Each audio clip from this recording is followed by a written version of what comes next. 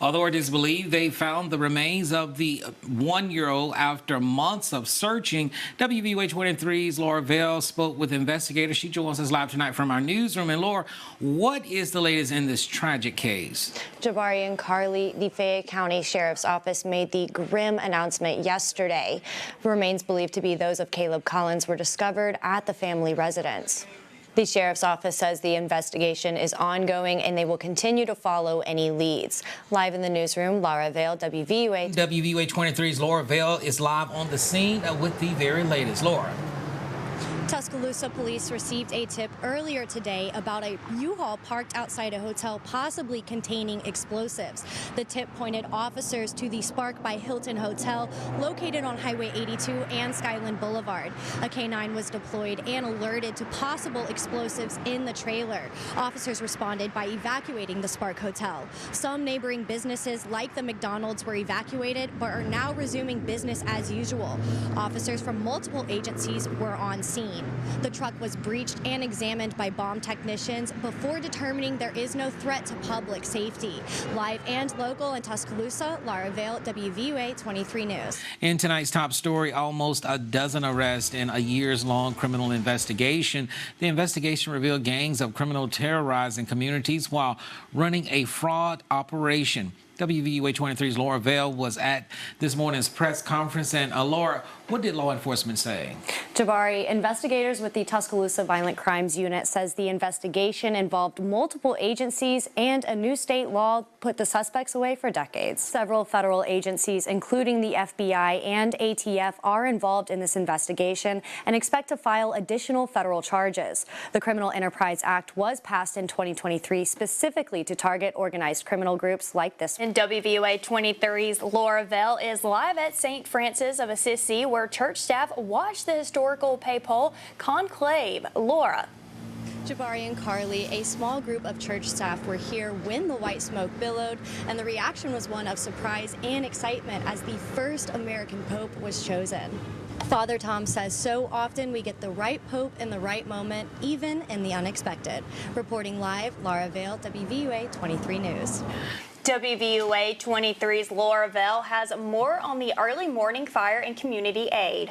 Carly and Jabari, the Coker community is rallying to support the fire chief who lost his home in a house fire. Even more tragically, his son, a captain, was the first to receive the emergency call. A Coker man who's dedicated his life to fighting fires found his own home in flames early Saturday morning. The home of the Mount Olive Volunteer Fire Department chief erupted in flames about 3:40 a.m. Within minutes, the family escaped with only their phones and a radio. You definitely, as a first responder, you really hate you dread the day that you hear your own street address. And when it hit, I jumped up and I just threw my blinds open, and there I seen it. And what was the most probably chilling was SO didn't. They just said, do you know of any occupants? The 4 family members living there, the chief, his wife, daughter, and brother, exited out the front door. When they made it out the back of the trailer home, they discovered the entire deck engulfed in flames. That's now the most severely damaged area of the house. Personal items remain scattered across the yard: a burned Bible, family photos, and now tattered clothing. It's been milestones and stuff, standing in rooms where you once sat watch TV. It's very, ominous to sit and stand in it's the very same kitchen that you just a few nights ago was sitting there eating in. In response, the community has rallied around one of their own. Wrecker and construction companies that have worked with the Coker fire crew have reached out to help, and neighboring fire departments across several counties have organized drives. I thank Mount Olive Fire Protection District for coming, Northport Fire, Tuscaloosa County SO, Sheriff's Office come that morning. North Star, they've sent a unit out. The family has organized a registry for donations for those wishing to help the family rebuild day-to-day items. You can search Sarah Robertson on Facebook. Cleanup is going on today in Pickens County. Luckily, no loss of life or injuries there. As WVUA 23's Laura Vale reports, they had plenty of help recovering from the damage. The winds have calmed, but the spirit of community in Gordo remains stronger than ever after a tornado tore through Pickens County Saturday.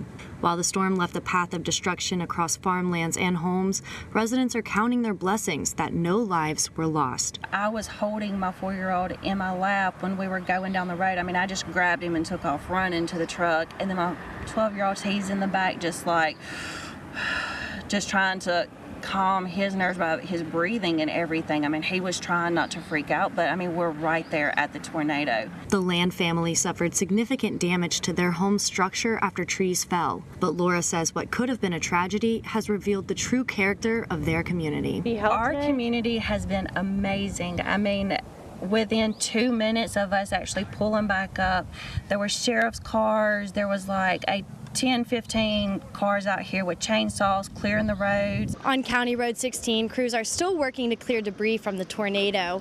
Power was restored around 7 a.m. for some residents. Russell Farm Road has seen a lot of spectators drive through to view the full extent of the storm damage. The Gordo Volunteer Fire Department has emerged as a central force in the relief efforts, with crews working around the clock to clear fallen trees and debris from roadways and properties. Cleanup could take up to a week, but residents aren't waiting for outside help. At the fire station, stacked emergency supplies line the walls, with donations from Tuscaloosa and Northport's Home Depot and Lowe's. Well, I think that one thing that anybody that comes to Gordo can see is that we are a community that will bind together to take care of any business we need to take care of. And I think that's, if you go from one end of the damage area to the other, that's what you'll see, is people coming together to help each other. As residents begin the process of rebuilding, the focus remains not on what was lost, but on the blessing that everyone survived. Local in Pickens County, Laura Vale, WVUA 23 News.